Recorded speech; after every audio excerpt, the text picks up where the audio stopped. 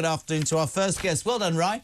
Henry Bolton, international border control expert, it says here, but I say good friend. How are you, H? You all right? I'm very well, thank you. Very well. Just explain to me why I've had to talk for 5 minutes, because you were late. What's been going on, Bolton? Yeah, I could take the blame for this, but I'm not going to. Somebody sent me a WhatsApp message saying that it was 4:20, so anyway. Do you know what? You are absolutely right, and Jodie has already pointed the finger at that person. Ryan Thrustle, you are a disgrace as the producer. Henry, welcome along. Thank you. There's lots I want to talk to you about. Sorry about that, Ryan. There's lots I want to talk to you about. I'll start with this. Before I talk about Shamina Begum, it seemed we were in the middle of the show yesterday, and suddenly the government announced that asylum cases are on hold, Syrian refugees, and there's also a fear of jihadists returning to Britain. Shed a little bit of light. Put that in layperson's terms for us, my friend. Yeah, there's two things to look at, Jeremy.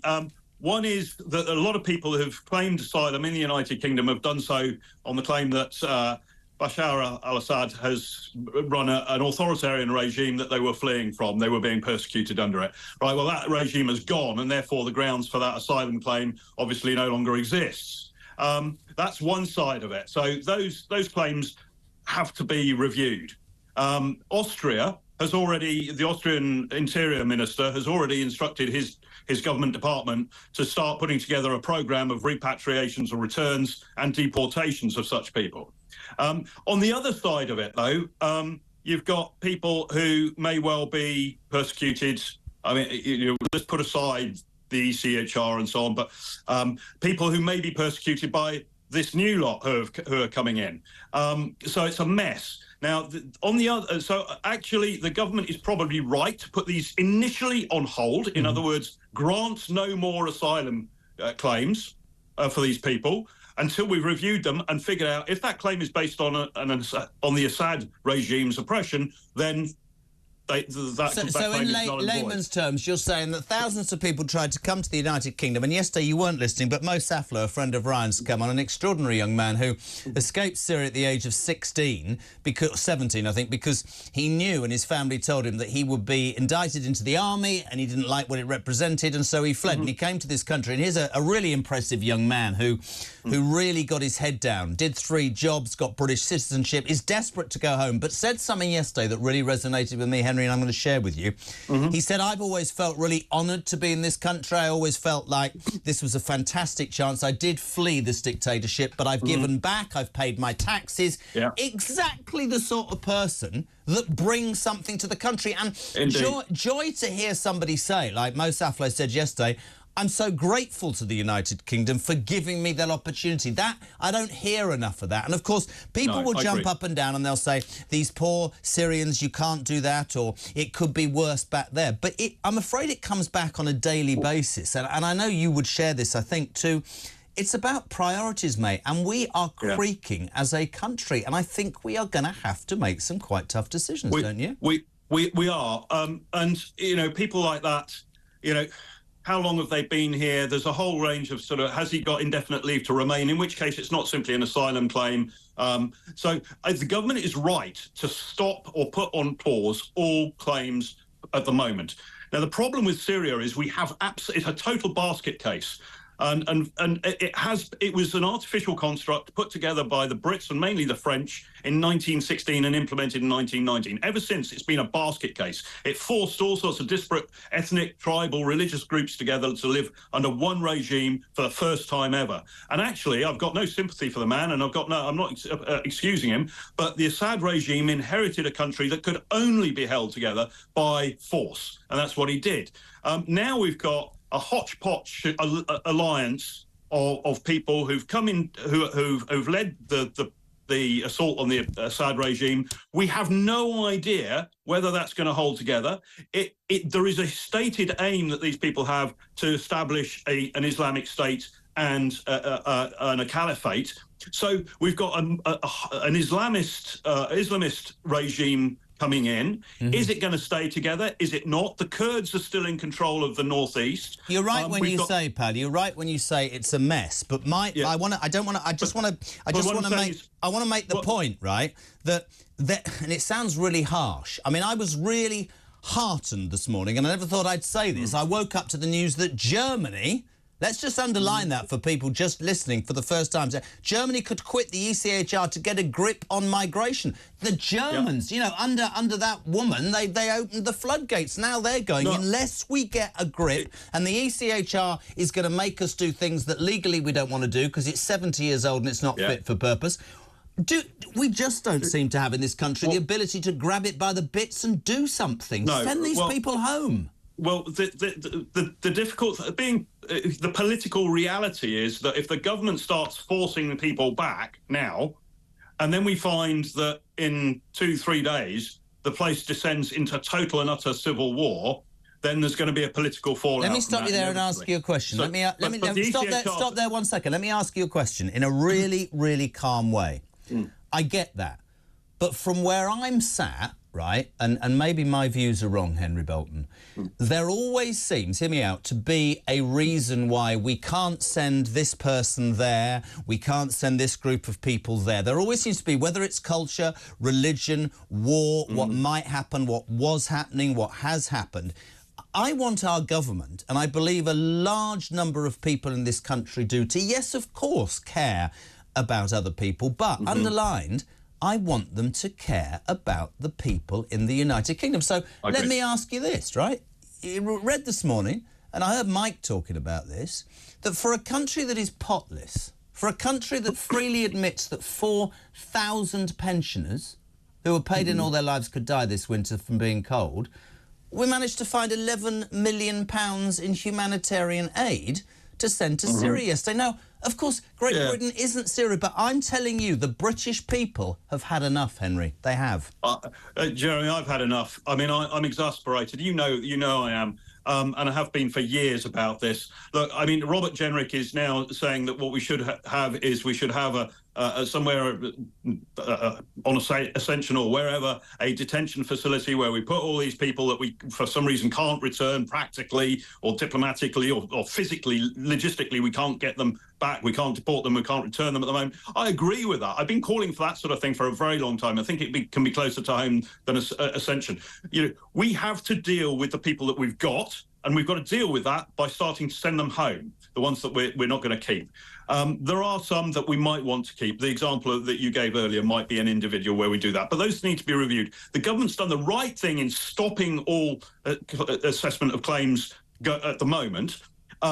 But we've got to also recognise that Syria, there are other elements to Syria as well that people won't be aware of, probably.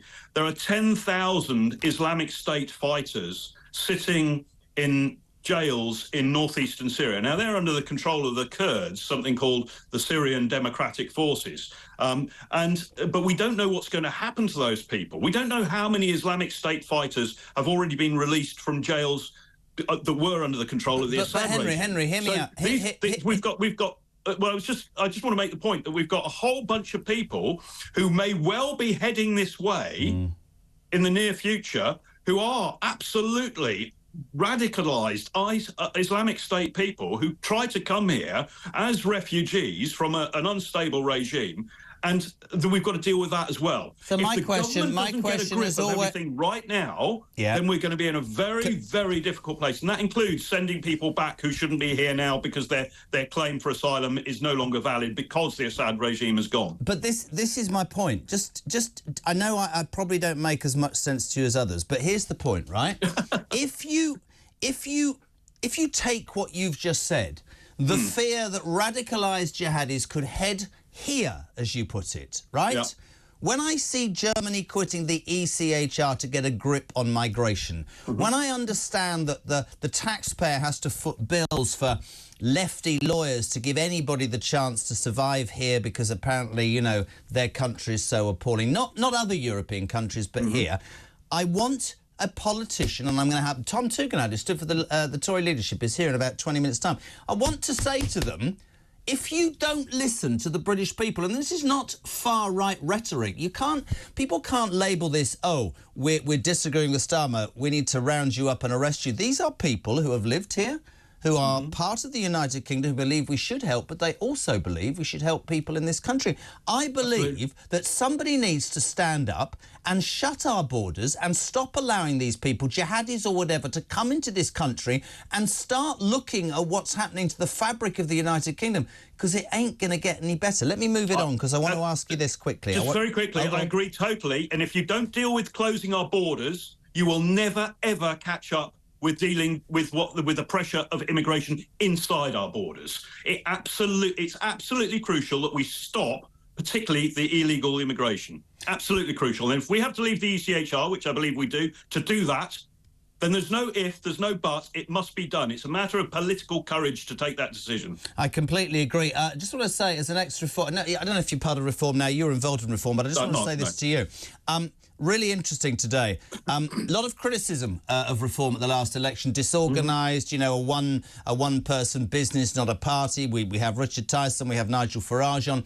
The new news today is really interesting development for me. Nick Candy, really successful. He's defected from the Tories to Reform as their new treasurer. Some would say another nail in the Tories' coffin. I'm sure the Tories would say we don't need him. But is it fair to say that Reform are getting their ducks in line? Because there seems to be a coherent attempt to provide a rather organised and increasingly organised view for the British public. There seems to be. I've had a lot of conversations in the past with both Nigel Farage and Richard Tice. I am concerned that they still, in fact, I know that they have not done the detailed planning behind their policies. And so they've got they're very good at presenting, because Nigel has got the character and the charisma that he has, and he's a very good presenter on the platform, that he's very good at presenting the same, sort of pretty much the same intention list as the Conservatives did.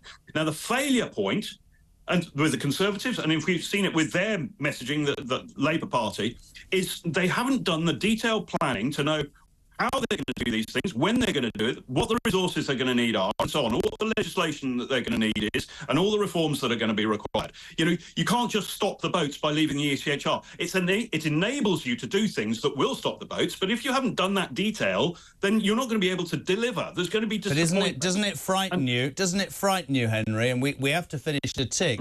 That the government in power right now, with the biggest majority in years, gave a sod all detail on anything, and everybody's now going after 5 months. Where's that come from? Because it was just, we'll say nothing, we're going to get elected because everybody hates the Tories. That's I agree with you about detail. I want a politician to stand up and say, I'm going to turn boats round, I'm going to build more houses, I'm going to build more prisons, I'm going to double sentences, but I don't hear that. Jeremy, what I want to know is, how are you going to do it?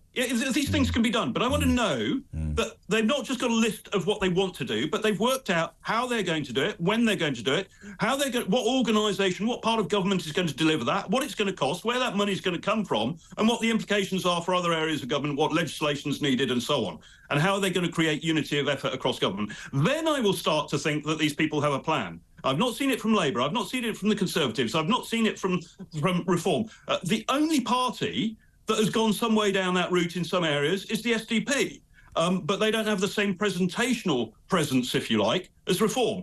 So I like Nigel, I like Richard, and I think that they are certainly gaining momentum. But I do not want another government, yet another government, whoever it may be, making promises without having done the detailed planning as to how they're going to deliver those promises. This country's had enough of that. It requires people who can actually deliver, not just say what they want to do. We love having you on, mate. It's a real pleasure as ever. He's as angry as me and he hasn't got a tie on. Henry Bolton, international borders expert, former MVP, thank you very much.